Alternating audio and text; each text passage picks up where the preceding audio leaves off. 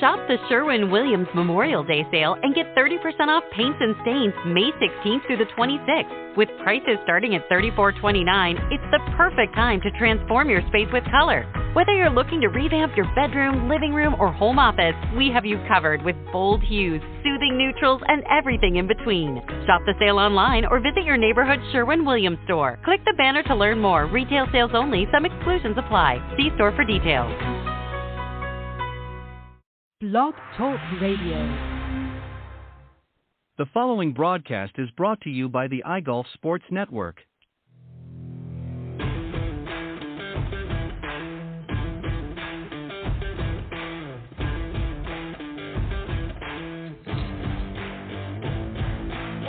Golf Talk Live is sponsored by the iGolf Sports Network and Golf Tips Magazine. Here's Andrew to tell you more about our sponsors.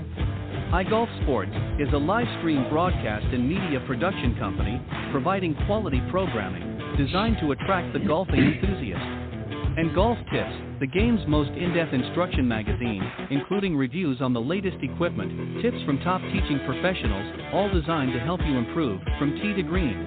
Welcome to Golf Talk Live with your host, Ted Odorico.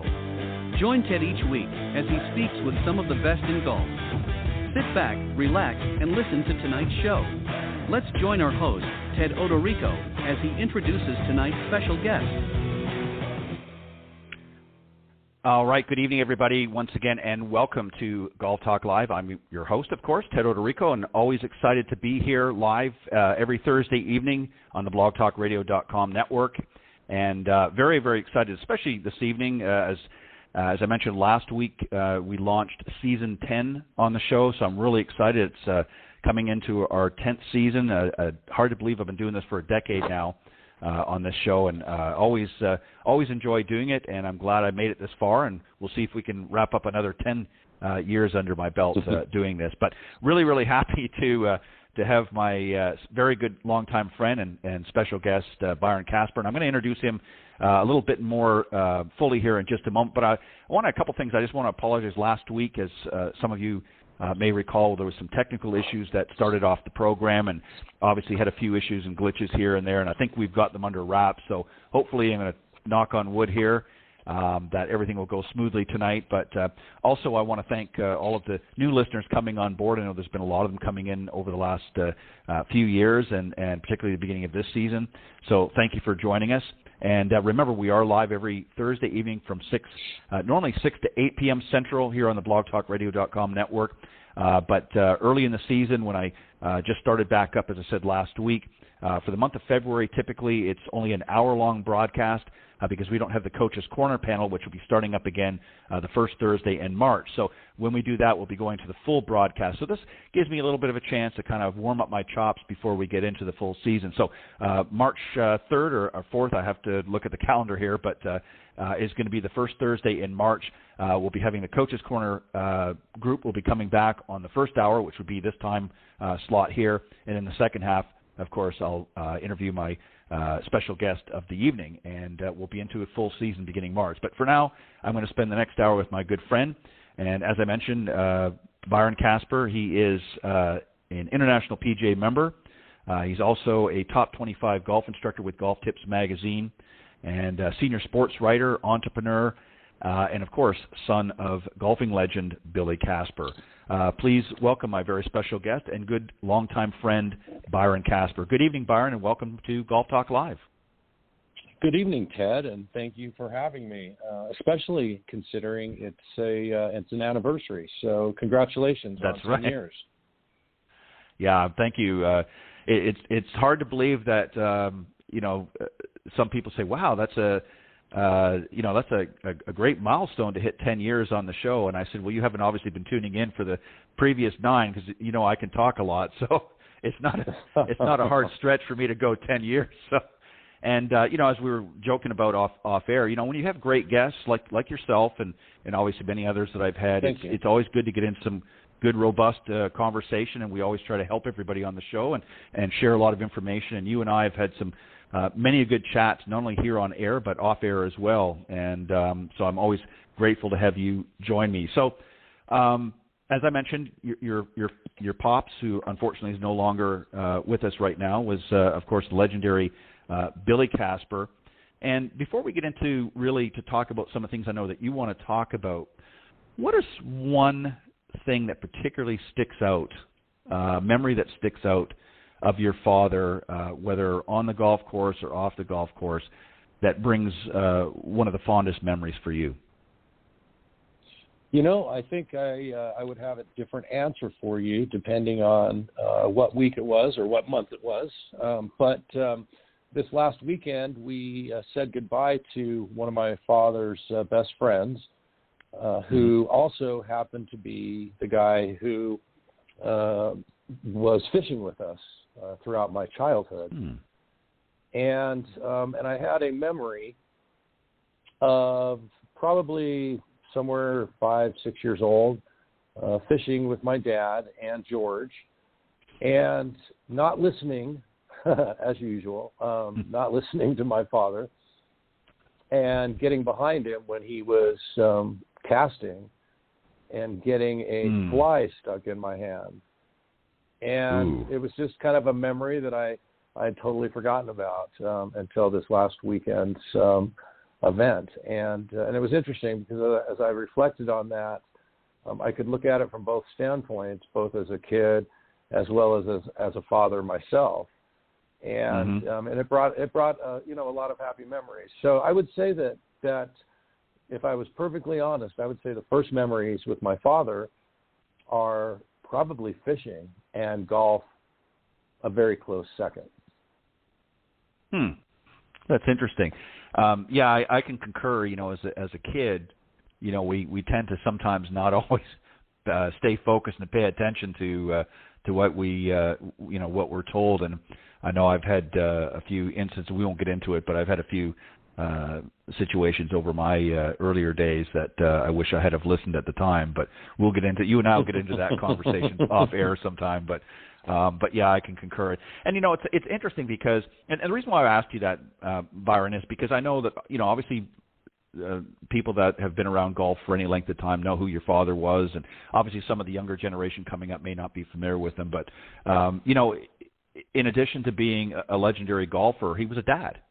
And sometimes it's the same thing when you look at some of the other great legends of the game, whether it be Jack Nicklaus or Palmer and some of the others. These guys were all fathers, dads to their children, and they went out and battled it out week in, week out on the golf course. But at the end of the day, they had to come home and they had a family to take care of, to help raise and help support. And I think a lot of times people forget that. So yeah, it's nice to have some of those memories. I'm sure you wish you hadn't gotten the fish hook in your hand, but obviously that's a lesson I hope you learn very quickly and smartened up. It only happened once, my friend. So I think in retrospect, I'm sure it was a very valuable lesson for a 6-year-old. But yeah, I don't ever remember that happening twice. So I think I did learn I think I did learn the lesson. But the funny thing is about fishing is that it really isn't amazing, I suppose, when you think about the temperament needed for golf on a professional level, as well as the temperament when you're enjoying fishing. That most golfers enjoy fishing and spend a lot of time doing it. And I know a lot of professional golfers, both of my father's age and younger, that have always enjoyed fishing as a secondary hobby. Well, I think it's very relaxing. Well, it can be. I mean, obviously it can add a little stress too if you're trying to, if you're out there. But it's a very calming and relaxing thing. And one person who I've already mentioned, but who was really big into fishing, particularly fly fishing, was Jack Nicklaus. I mean, I've seen many articles done. He used to go up to a variety of different places, of course, here in the U.S., but he also used to go up into some of the northern parts in Canada.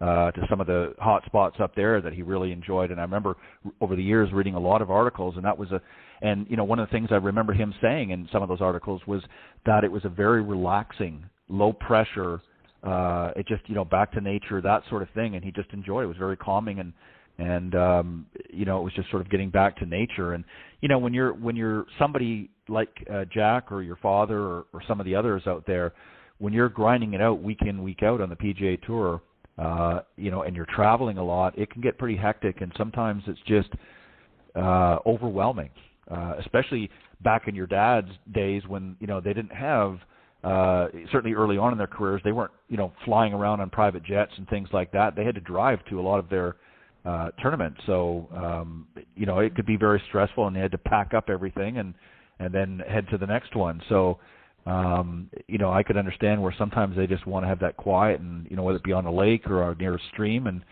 just cast a few in and see what they can do. And it's not really so much about catching the fish as it's just having a good time and, you know, having you there and you know, close friend and that to be able to join in and share that memory is incredible. Well, I think there's probably a book in there somewhere that somebody could write with regards to the connection between fishing and some of the greats. And it's funny you mentioned Jack Nicklaus, because actually I was sent something that just the other day as we celebrated my father's passing recently. You know, I tend to forget the connections that he had in the golf world. But it was really nice when Jack posted about my father and about what a good friend he was. And it's just a gentle reminder that these guys may have been competitors and absolutely weren't going to give an inch when it came to competing against each other on the course. But they also were able to have great friendships and wonderful relationships. And that's really one of the many, many things that I love about golf is the relationship aspect of it, because it really feeds into getting to know people on all levels, both professional as well as the amateur and local level.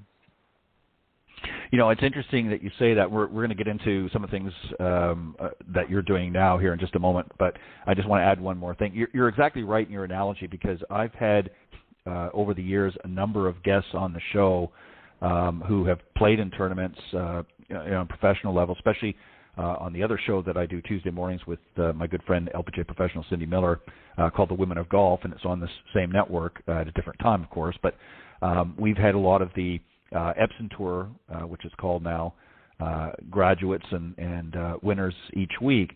And it's interesting that is a really primary response from them is the friendships. You know, they're battling it, even it's, you know, golf's always been categorized as an individual sport. You're out there against the elements, and, you know, obviously you're competing against other competitors, but, you know, you're there on your own. It's just you and your caddy and the elements. But one thing that's really been resounding with some of the statements that we've heard over the last several years is the fact that these young ladies, the friendships that they've made on tour, even, you know, very early on, they're very well embraced. And, yeah, they're, you know, figuratively speaking, beating each other's brains out, if you will, out in the golf course, you know, in theory. But when it comes off the course, they're hanging out. They're doing things. They're keeping in touch, whether it be through social media or going out for a bite to eat after a round. And, you know, all bets are off. And then the next day they go back out and do it again. You know, it's just very interesting. And you're right. It's a despite being an individual sport like that, you know, just about anybody you talk to, they make friends for a lifetime, especially tournament players that get a chance to travel and meet a lot of different new people and many of them stay friends for life, just like your dad and many of the other guys that he battled it out with on tour. They remained friends until you know, his last days.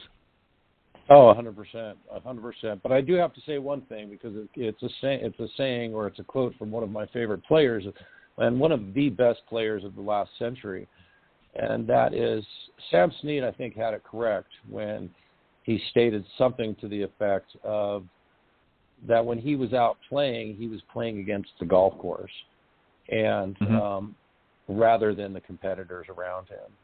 And I, you know, wanted to beat the golf course that day. And I've always really appreciated that sentiment, that level of focus would absolutely take away a lot of the pressure that you might feel from the people around you in a competitive setting. But allow you to just do your absolute best against the course itself. Yep, exactly.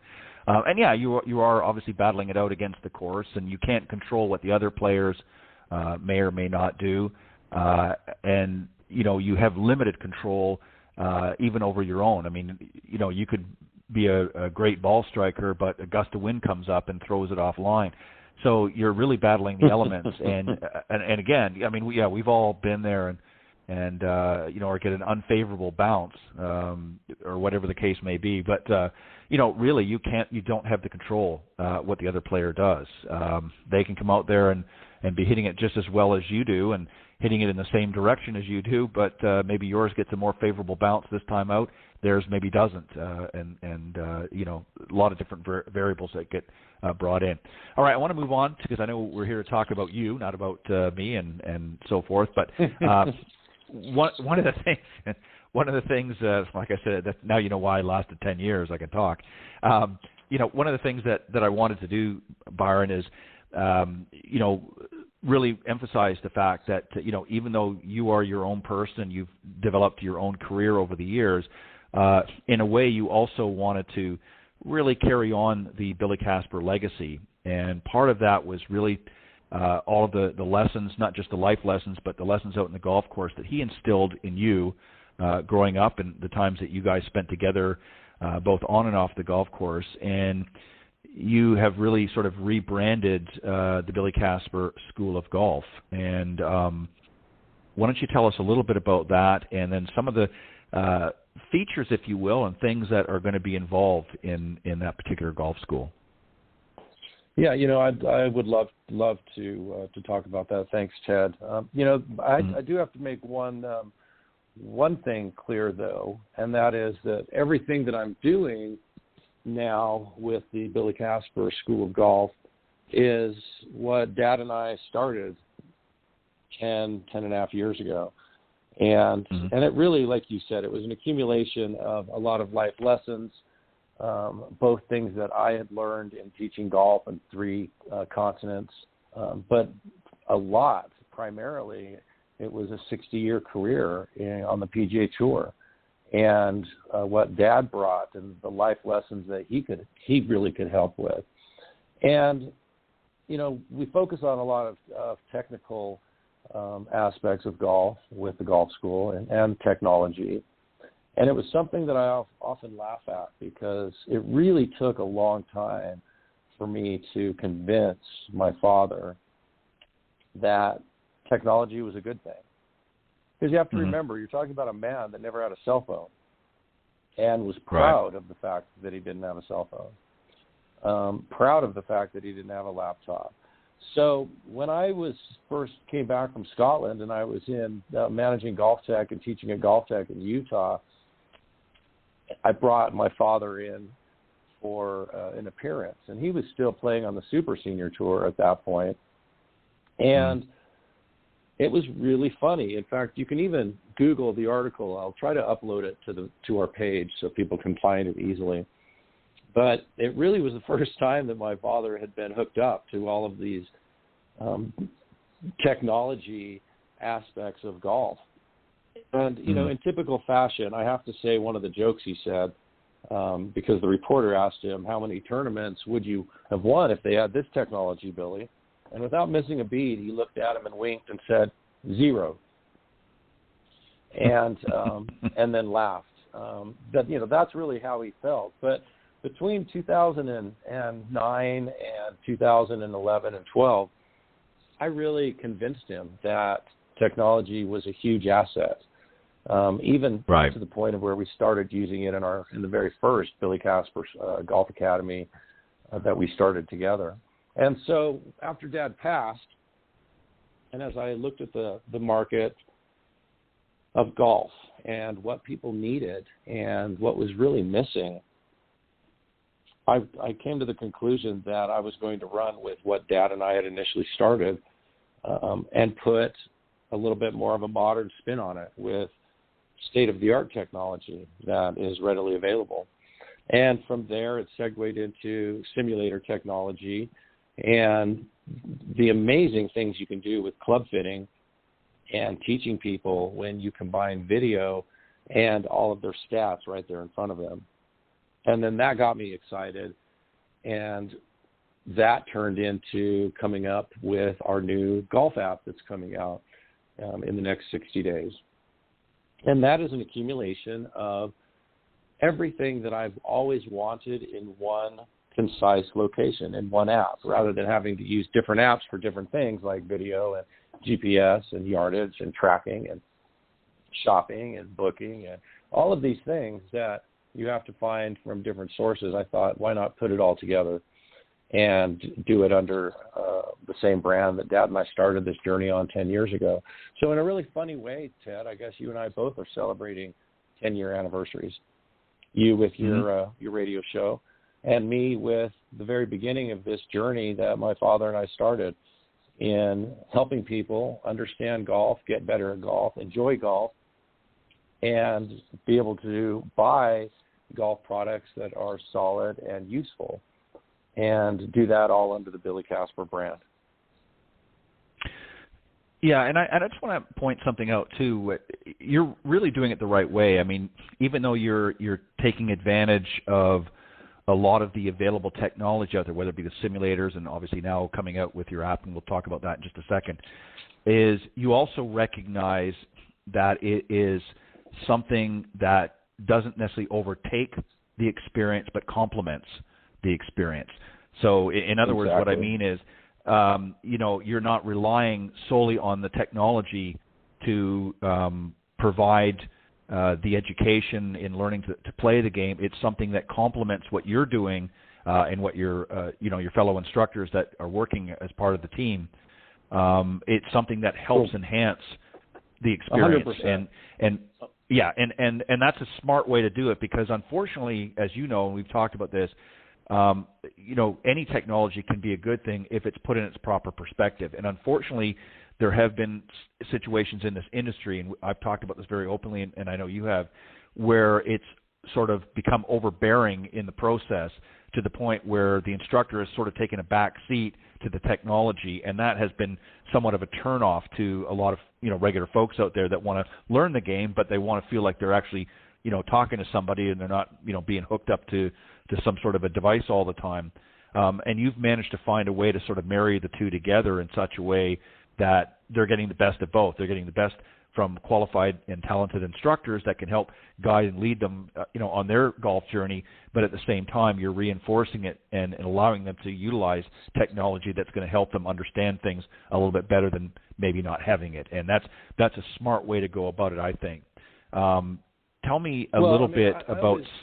Go ahead. Go ahead. Well, I always say, and explain to people, it's really simple, and it's one of the philosophies that my father had. I can't remember where I read it, but I read it very recently. There was an article where it mentioned the practicing, basically the way that golf pros practice. And they mentioned Dad in it, and I had to laugh because they were 110% accurate. My father was not the sort of man to stand at a driving range and hit balls. The driving range was used to warm up. Where he practiced was on the golf course. No. And simulator technology is no different than that philosophy. And it doesn't matter whether you're at a driving range, whether you're at a multi-level amusement type driving range, or your range at your golf club, or a simulator in a studio. The game of golf is not played in any one of those three locations. The game of golf is played on the golf course. That's where the game of golf is played. What you do to prepare to play the game of golf on the golf course is the important part. And people seem to always miss out on that. And it kind of confuses me a little bit, because it seems like a very easy thing to understand. And that is, it doesn't matter whether it's a simulator or a driving range. You're looking for the most information that you can get on your swing so that you can get better as quick as possible, so that when you go out on the golf course to play the game, you're enjoying it that much more. You have that many more good shots. And so simulators are just like a driving range, except you get a lot more information that is immediate. And with today's technology, and accuracy to within 1 to 3 yards, it's translating directly out onto the golf course. I can teach you to hit a fade, a draw, a knockdown shot, a flop shot. I can do all of that on a good quality simulator, and the same as I could on a driving range with one of my students or a group of people. Mm-hmm. The only difference is that the data that I get on the simulator allows me to break it down into smaller parts. And so if you're a player that likes information, it's a great way to get better and to get better quick so that you enjoy your rounds of golf even more. Yeah, and you're so right, too, with your dad, again, driving ranges are for warm-ups, and obviously if there's a few bugs and kinks that you need to work out in your golf swing, that's where you're going to go do it. You're not going to do it on the golf course. But to learn to play the game and really, improve in the actual play, you've got to get out on the golf course and do it, whether it be a short par 3 that you can get out there and work on different shots and that. But the idea is you've got to get yourself into real-life situations. And again, obviously simulators, you can duplicate much of that. But again, you're right. That's why he didn't do that. That's why he went out on the golf course and said, I need to practice real-life situations, because the driving range, everything's perfect. You got a perfect lie, you've got the ball teed up, and you're hitting to the same target all the time, essentially. And, that's great to warm up and see what you got to work with that day. But to really get down to the nuts and bolts of it, you've got to be out in the golf course if you really want to become a better player. And that's where I think, unfortunately, many amateurs fall short. I want to give you a chance, a few moments, to talk specifically about the app. I know it's not coming out for another 60 days, give or take, but give us an example of some of the features that they're going to have in the app. Well, you know what? Unfortunately, that's something I have to be kind of careful about, my friend, until it gets launched. And so as you were asking that question, I was like, okay, well, what can I talk about? It kind of feels like a Hollywood actor who's being asked to talk about a film that they just finished, and they have to be super careful with it, because I have to be honest and say that this app, the Casper Golf app, is the brainchild of a few different people, primarily myself, dating back all the way to 2014. And I recently, as in the last couple of days, found an old memo as I was cleaning out some files. And it was a memo all the way back in 2014, before my father had even passed away, of what we could do to move the golf schools and golf academy into a more user-friendly experience. In other words, how can we keep in touch, not just with our students, but create a way for people to interact with their golf pro from wherever they are in the country. And that was really the beginning of it. And so this has been a little bit of a dream of mine for 8 years now. And like I said, the biggest thing about this app is that we are combining a lot of different technologies that before now haven't been available in one place. Right. And it's very similar to the same way that I look at helping students and groups of people, which is what I do more now than anything. And that is, I really want to make golf not just accessible, but accessible and enjoyable. Golf doesn't need to be complicated. We have all the tools available to make things very easy to not only enjoy the game, but to get the best equipment. Absolutely every step is covered, but you have to find it, and you have to look for it, and you have to go to a lot of different locations to get everything that you want. And I like the idea of one-stop shopping for all of your golf needs. So whether you want technology, or you're interested in simulators, or you want to get video of you or your friends or family's swing and upload it, if you want to have a personal relationship with your coach, or if you want to keep working with the coach you're working with locally, we have tied all of these things into this app coming out. And so I guess what I'm saying is that this app isn't just good for amateur golfers. It's absolutely going to be great for professional golfers as well.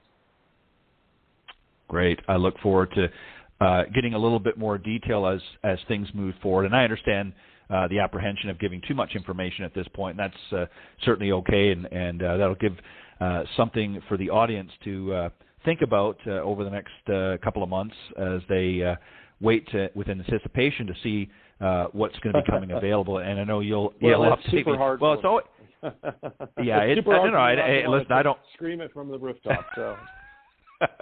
Well, you know what? When the time comes and things are ready, I'll help you do that. And obviously, just to sort of wrap up on the School of Golf part, in addition to the technology that you're going to be bringing in and some of the advantages and exposure through this app, obviously you're going to continue and expand with golf centers and golf schools and that sort of thing as things move forward as well. Yeah. And you've brought. All over, I know I've been to the website. Country. Right. Exactly. And, and I know all over you've the been. country. Yeah, you've been building a team as well and bringing on some other pros to help underneath that brand. So we look forward to seeing more and more of that as it unfolds. And as I said, when the app becomes a little bit closer to fruition, we'll definitely both jump from the rooftop on that one. And I just want to also mention about the simulator. Go ahead. Well, let me plug. Let me plug real quick. People can go to CasperGolfApp.com or BillyCasper.com and get on the waiting list and be the first to find out information on the app and the launch date. So all they have to do is just go fill out a simple form, no credit card needed, just your name and email address, and we will keep you in the loop. Perfect. I will make sure I do that. I know you'll keep me in the loop anyways, but I think I'll do that and add my name and email to your list. You talked about simulators, and one of the interesting things too, and I know you've had quite a bit of experience over the last several years getting really involved. And part of your Billy Casper, the technology group, involves both residential and commercial sales and installations. Maybe talk just a little bit about that. Yeah, it seems like a natural add-on, I suppose, to teaching golf and being a professional golfer. And I've been involved in technology since St. Andrews when I was the head pro for the St. Andrews Golf Company all the way back in 2002. And back then it was just some very simple technology, but it really excited me. So I'd always been very open to that idea. And then fast forward to 2017, 2018, I was approached by a group that had everything that they needed in the tech space, except they didn't have a golf pro. And the funny thing is they were installing golf simulators, but none of them were golfers. And that started a wonderful relationship that has spurned 4 years later into the Billy Casper Technology Group with specifically golf technology. And one of those is golf simulators. It's really amazing because we do everything. We do residential, we do the commercial.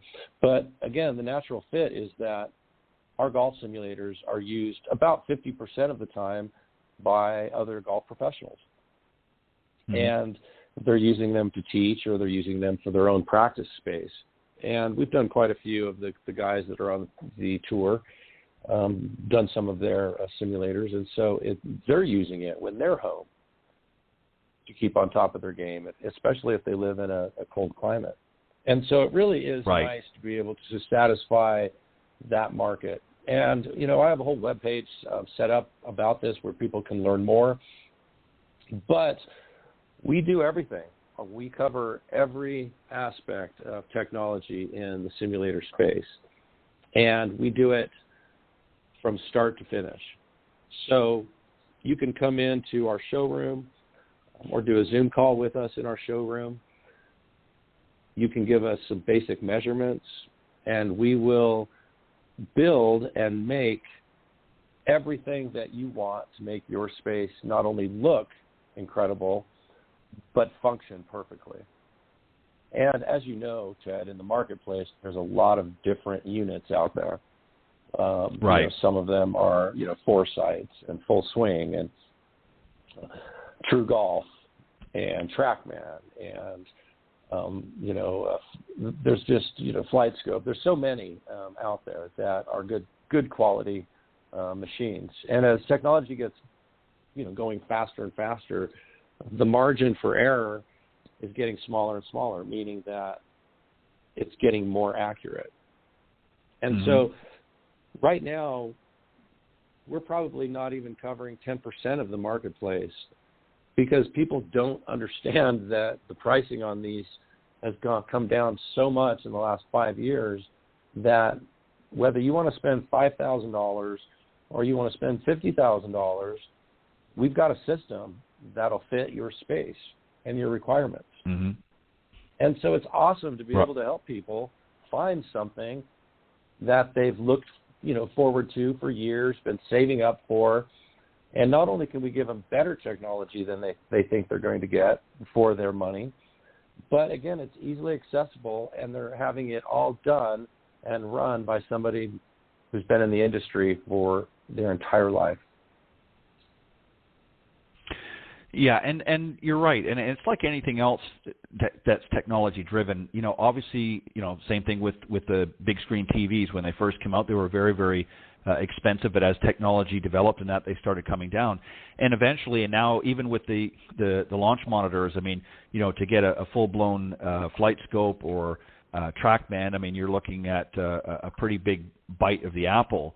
But now they've even come out with mobile launch monitors and miniature launch monitors, if you will, that are, a few $100s. So, I can see down the road as it becomes more developed, more and more people are going to be able to have access to the bigger simulators as the prices start to come down, as the technology develops more and more. And I think it's great that you've adopted that part into your business model as well, because that's, again, looking forward to the future, because that's where technology is taking us, and that's where technology can be an advantage as well as helping not just learn the game, but becoming a recreational. We're seeing that happening more and more. It's a recreational device as well as just a teaching tool. So I think that's great. Well, it gets even better.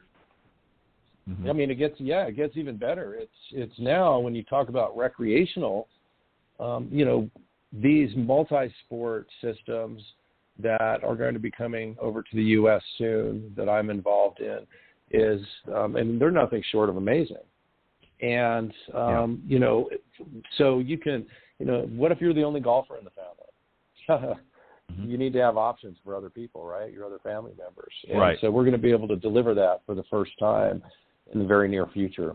And so, it's very exciting, both from the space of helping others, because, again, that's what my father loved to do, and that's what I love to do. And if I really want to help golfers, both from the professional standpoint as well as the amateur standpoint, if I really want to help them enjoy the game and interact in better and more enjoyable ways, then, of course, I would want to get into the simulator and the technology space, because that's allowing us to do that faster and easier than ever before. Yep. I couldn't agree more. I want to move on to and give you an opportunity to talk about Billy Casper Golf Management. What's that component going to be involved? What's going to be involved in the golf management side of things? Well, again, coming at it from the tech space, the one thing that I've recognized after being in golf course management myself, that's what my degree is in. And as you know, Ted, when I was in San Diego between 2015 and 18, I was managing 2 golf courses. And understanding what golf courses in America, and remember, there's about 17,000 golf courses. A lot of people don't realize that there's that many here in our country. And that is that they're lacking the ability, again, to interact better with their customers. They aren't the most technological group of consumers. And so our hope is, I'm being very, I guess, politically correct, but I believe that that's true. And I have the experience to I think really understand that, having both been on both sides, being a player and a teacher, as well as managing specific courses and regions.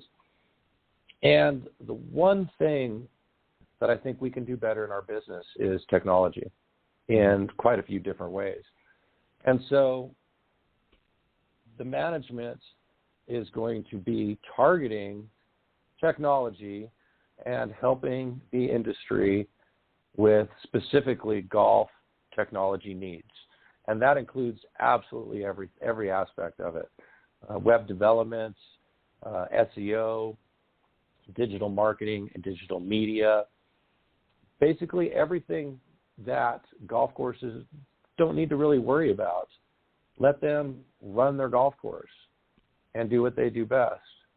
And let a team that has a background in professional golf and a background in tech with a proven track record come in and run all of that for them.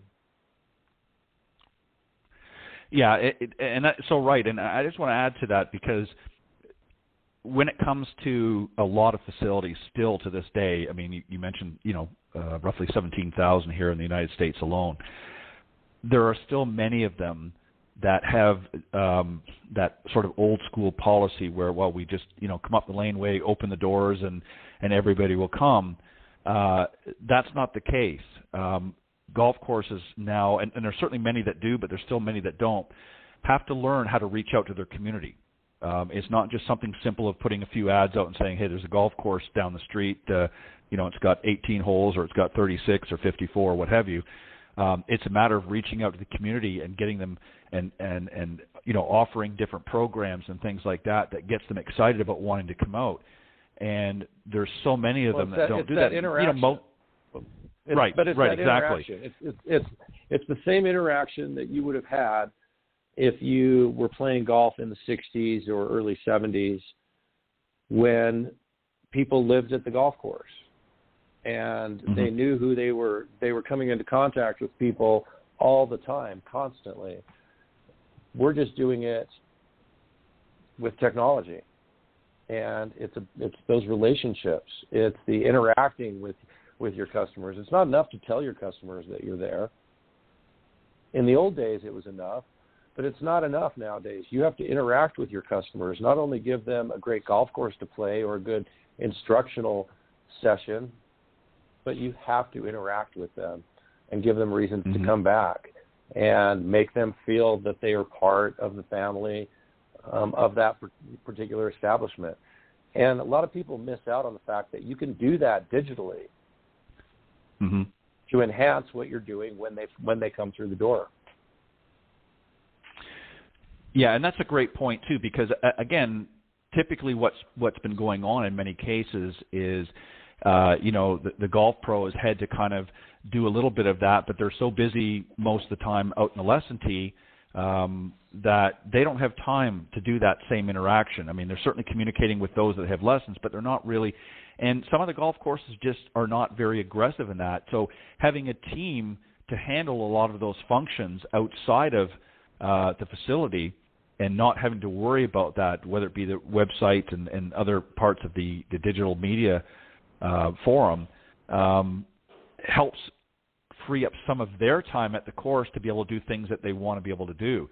So I think it's a great idea that you're created a plan, if you will, to sort of step in with your group and be able to offer some of that and really kind of kick things up a notch. Because again, a lot of golf courses and no fault for their own. I mean, it's just a different beast in today's market. They've got to learn to sort of step into that 21st century and recognize that it's not just something as simple as it was 30, 40, 50 years ago where you just, again, open up your doors and people will come.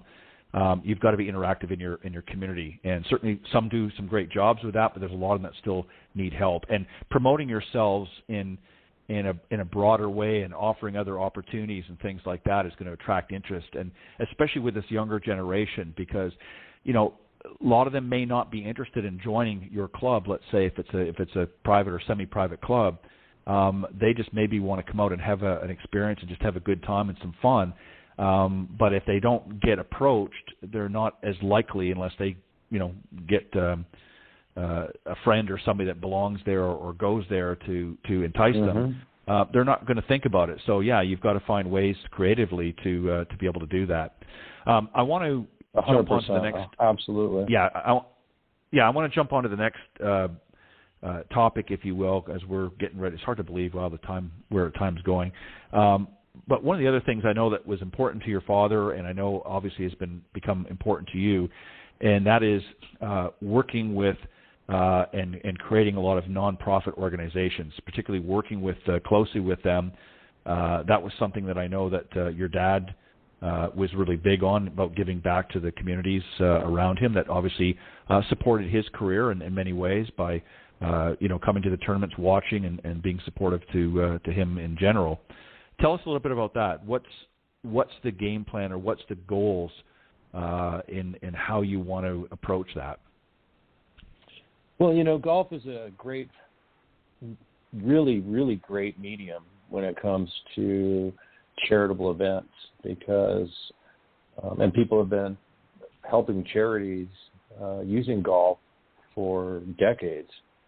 And so we're definitely going to keep creating that fundraising through golf and through golf events and through technology. The one thing I do have to say, and I feel for everybody in the audience or the listenership and those reading the website, because COVID really has been disastrous for a lot of people, but it has been really, really bad for nonprofits and charities. And right. The Billy Casper Youth Foundation, a good example, has had to cancel a couple tournaments so far, actually 4, I believe, in the last 2 years. And the thing that makes me sad about that is that all of the children that those events would help aren't getting the normal help that they would. Right. And that really is something that we have to change and start getting these tournaments back up and running so that we can use them as a fun, creative way for fundraising. And so I'm definitely going to continue working with the Billy Casper Youth Foundation, again, the foundation that my mother and father started back in, I believe it was either in 1989 or 1990. And that's been a great way to raise not just awareness for children's charities and children's needs across the country, but I believe they've raised just under $4 million for children's charities in the last, 35 years or so. And I'm also involved with another group, the Children's Brain Diseases Foundation, which is a foundation that a good family friend has that specifically deals with children's brain diseases. And so, those are the two that are closest to my heart. But we do support a lot of children's charities all over the country through golf. And we're looking at ways to be able to do that through technology as well. Because, again, golf has been a wonderful blessing to mine and my family's life. And I'm so blessed and so happy that my parents decided to do something and to help others, that especially children in need, and do it again through golf. And so that's something that we will definitely keep working on. And as the world opens back up, we expect to open those things back up again and start holding events.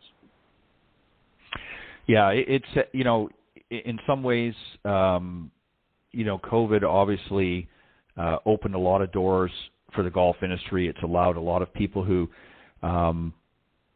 maybe didn't have an inkling or a desire to, come out and check out golf.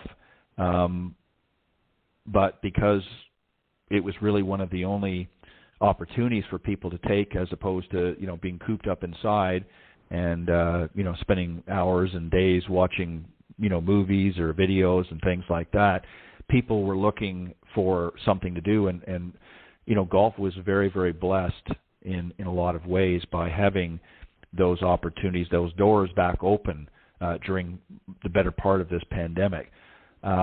So, it sort of creates an ideal situation for the community, meaning the golf community, to kind of give back to a lot of organizations that maybe weren't able to benefit. That typically, like as you said, golf has worked so closely with charities. In fact, a lot of people don't know this, and the name escapes me, but there was a gentleman I had on several years ago, earlier on when I was first starting the show, and he actually put a book together about golf charities and all the various different tournaments that were across the United States. I think it even went up into Canada, and I mean there was literally hundreds and hundreds and hundreds of tournaments. And I mean the revenue that was generated for these charities as a whole was in the billions. And he said by far. Absolutely. 100%. Yeah, there is no other sport. He says you can take football, and again, a lot of professional sports do a lot of charity work, fundraising. No, not to take away basketball, that sort of thing.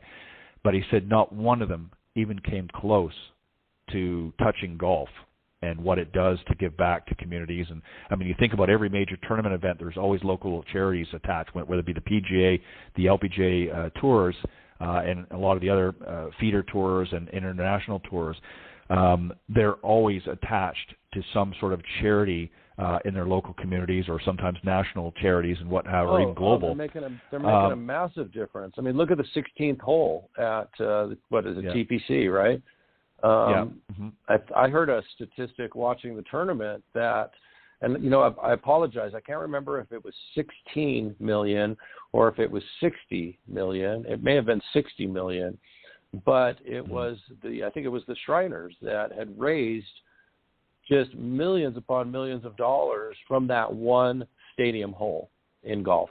Yep. And that's just one hole. Oh, yeah. So, do the math and combine that and look at everything on the grassroots level where you have golf pros in every state holding pro-ams and charity tournaments at their local golf clubs, and you recognize how big this is and how big the golf industry is when it comes to helping charities.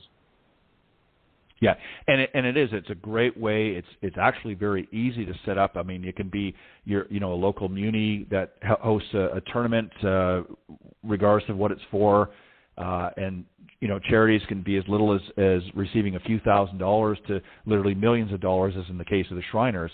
But everybody plays their part and helps out their local communities, and golf has just done a great way. So I'm really, pleased, and I know you and I have talked about this before, but I'm really pleased that you're sort of carrying on that tradition that your mom and dad have started years ago, and really tying a lot of what you're doing in, and helping charities to benefit from that. And I know as hopefully we're on the very tail end of this pandemic, that the Billy Casper tournaments will once again rise and get out and help these youngsters with some money and well-needed services and so forth. So hopefully this will be a new year that we'll be able to get back to do that and continue on what you're doing. Oh yeah, all the time. Exactly. Pointing in that direction, and that's a good thing for all of us. And yeah, golf has grown. I was actually, just to give a funny statistic, that I subscribe to the National Golf Foundation, and it was very interesting as to in 2021 how it was the largest golf industry we've ever had. In fact, it was 2% higher than the previous largest amount, which was all the way back in 2000. So with more golfers than ever before, we need technology to be able to help all of these golfers. And with more golfers than ever before, there's more opportunity to raise money at golf tournaments for charities. So I think we really are in a wonderful position. And once we get COVID gone, or at least manageable, I think everything's going to go back to, I won't say normal, but I think everything's going to go back to a new normal where we can all function and get back to, what we want to do and what we want to do to help. So. Yeah, and there's organizations like Women's Golf Day, I'm sure you've come across as well, that utilize technology and has really started with a grassroots movement, but has through technology has reached out literally across the globe to I think it's might be 60 or 70 countries now where they have in June, I think it's June 2nd or 6th or something, and they have a women's golf day, and women all around the world go to that course in their area, and they just go out and have fun and play golf, and obviously they're doing a lot of different great work in that. But that's a good example of technology, how they're able to network, and the folks that started that have Lisa Gaudet, who I've had as a guest, really spearheaded that, and has worked with so many different organizations to get that going. But through technology and interaction through the social media networks, it's now grown up to quite a large event every year, and it's going to continue to grow. So I can see, as you said, how technology is really going to help to make golf even that much better, not just in how we teach the game and how we learn the game, but how we communicate with one another as well. It's going to play a major role. Well, Byron, I hate to say Absolutely. this, but we got to wrap up. Hard to believe. You know what? It is hard to believe that it's already been an hour, but not surprising, because there's so much to talk about. When you're passionate about something, as I'm passionate about golf, as you are, it makes any discussion really enjoyable and makes the time go by. So I've really enjoyed it. If you don't mind, I'd love to give a website that people can go to and find out more. So the best place to go is billycasper.com/golf talk. And we put that together specifically on the talking points tonight with links to some of the specific talking points, so people can learn more and even put their name on the contact sheet for information on the app, the golf school, the management, or all of the above. So again, billycasper.com/golf talk. And I really look forward to communicating with everybody and finding out what people are looking for and how I can help. I couldn't agree more. And we're going to keep our eyes and ears open for more on the Billy Casper app as it gets further down the line and you're ready to tell us a little bit more. We'll have you back and we'll do that. But keep me posted, my friend. It's always a pleasure.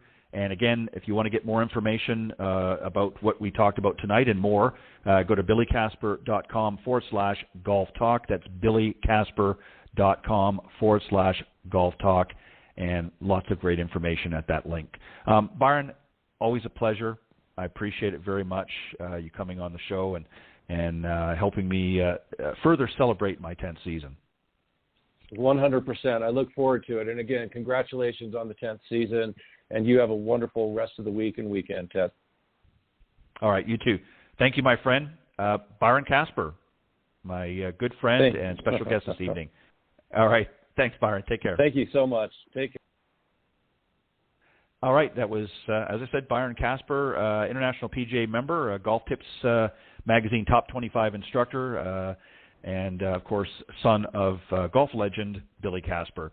I want to thank everybody, and obviously we made it through the show without any technical glitches, so I think we've solved our problem, and again, touch wood, we're grateful for that. But I want to thank you all for tuning in tonight, and again, go to billycasper.com/golf talk, and Byron has at that link some great information about what we talked about here tonight, and don't forget to also add your name to the list and your email if you want to get more information as it comes available for the upcoming Billy Casper golf app as well. I'm going to do that as soon as we get off the air. But thanks, everybody, for tuning in. Don't forget to join me next Tuesday with my good friend, LPGA professional Cindy Miller, on the Women of Golf. That airs 9 to 10 a.m. Eastern here on the blogtalkradio.com network. So hope you'll tune in. And God bless everybody. Have a great weekend, and I'll see you next time on Golf Talk Live.